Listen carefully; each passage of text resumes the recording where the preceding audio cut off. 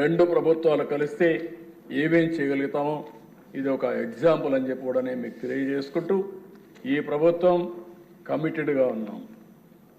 రాష్ట్ర ప్రయోజనాలకు ఎక్కడా విఘాతం కలగకుండా ఎంత వీలైతే అంత తొందరగా ఏమేం చేయగలుగుతామో అవన్నీ చేయడానికి పట్టుదలతో ముందుకు పోతున్నాం. అందులో తొలి మెట్టు ఈ బడ్జెట్. ఇవన్నీ కూడా ప్రజలు కూడా రాబోయే రోజుల్లో ఇవన్నింటిపైన చర్చ చేయాల్సిన అవసరం ఉంది, అవగాహన పెంచుకోవాల్సిన అవసరం ఉంది.